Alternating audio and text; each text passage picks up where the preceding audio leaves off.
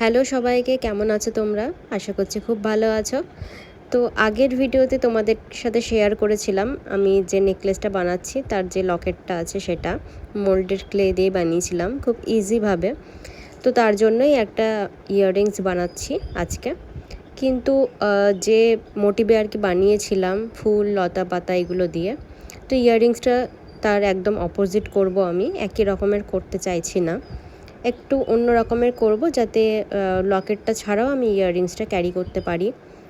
তো সেই জন্য আমি এখানে ছোট্ট দেখে দুটো পাখির মতো শেপ দিয়ে নিচ্ছি। এই দেখো, এরকমভাবে খুবই ইজি এটা বানানো। দুটো সমান মাপেরই রাউন্ড কেটে নিতে হবে, তাহলে একই মাপের আর কি পাখিগুলো তৈরি হবে। তো আমি এভাবেই হাতের সাহায্যে আস্তে আস্তে করে তৈরি করে নিচ্ছি। আর যেহেতু আমি পুরোটা একদম কাঁচা অবস্থাতেই তৈরি করছি, সেই জন্য আমি এখানে গ্লু ইউজ করছি না। এটা আমি অনেকবারই বলেছি, আবারও বলে দিলাম। আর বাকি যেটুকু অংশ ক্লেটা আছে ওটাকে আমি রুমালে জড়িয়ে রাখছি। এগুলো যদি তোমরা ড্রাই করে নিয়ে বা হালকা যদি ড্রাই হয়ে যায় কাজ করতে করতে, তখন যদি ইউজ করো তাহলে কিন্তু তোমাদেরকে আঠাটা ইউজ করতেই হবে, তা না হলে শুকিয়ে যাওয়ার পরে হয়তো ছেড়ে যেতে পারে। তো এরকম ওভাল শেপের একটা ব্যাকগ্রাউন্ড ক্রিয়েট করলাম, তার উপরে পাখিটাকে এভাবে হাতের সাহায্যে প্রেস করে বসিয়ে দিচ্ছি। নরম আছে, ইজিলি এটা অ্যাটাচ হয়ে যাবে।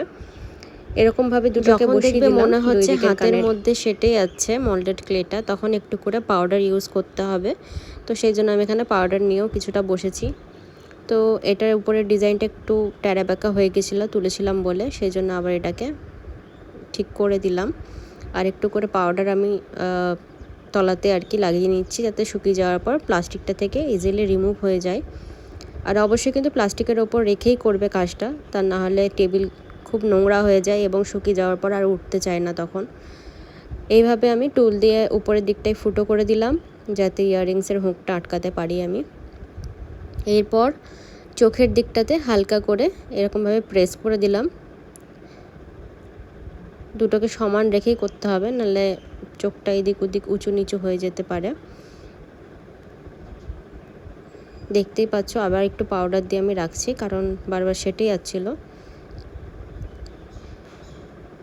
এবার তো আমি এখানে ভালো মতো দেখছি যে দুটো একদম সেম সাইজের আছে নাকি, কোনো দিকটায় কোনো গ্যাপ হয়ে গেল নাকি বা চ্যাপটা হয়ে গেল নাকি, কারণ শুকিয়ে যাওয়ার পর আর কিছু করতে পারবো না। এবার আমি দুটো ছোট ছোট আর কি ঠোঁট বানাবো, পাখির যেরকম ঠোঁট হয় ত্রিভুজের মতো, তো ওটা বানিয়ে নিয়েছি। এরকম লম্বা লম্বা করে দুটো পোর্শন আর কি বেলে নিয়েছি লম্বা দড়ির মতো, দেন দুটোকে একসাথে এরকমভাবে রাউন্ড করে দিয়েছি। দেখো কত সুন্দর একটা শেপ ক্রিয়েট হয়ে গেল। এটাকে এরকমভাবে মুড়িয়ে মুড়িয়ে আর কি দড়ির মতো দেখতে লাগবে অনেকটা।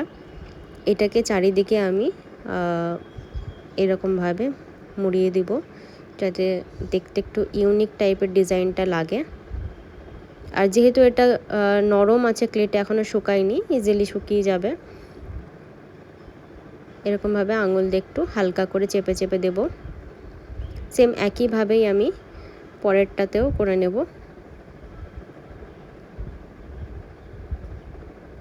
তো তোমরাই বলো ডিজাইনটা ভালো লাগছে কি না। আমি এগুলো মানে এই ডিজাইনটা করতে করতেই আর কি আমার মনে হয়েছে যে এরকম করলে কেমন হয়, কারণ মালার সাথে কানের এইগুলো ম্যাচ হয় সেটা তো দেখেই এসেছি, কিন্তু একটু যদি ইউনিক টাইপের হয় তাহলে কেমন লাগে, এই ভেবেই আমি এটা করলাম।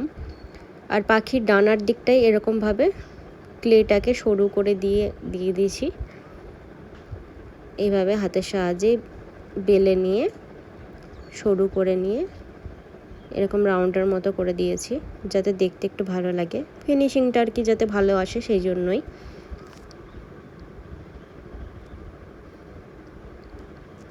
এইভাবে দিয়ে দেওয়ার পর আমি চোখটাকেও বসিয়ে নিব ছোট্ট গোল বলের মতো করে।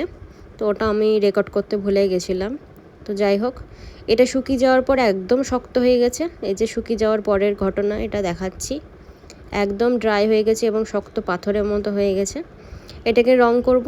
যদি তোমরা দেখতে চাও কালার করা, তাহলে অবশ্যই ফলো করে রেখো। দেখা হচ্ছে নেক্সট ভিডিওতে। বাই।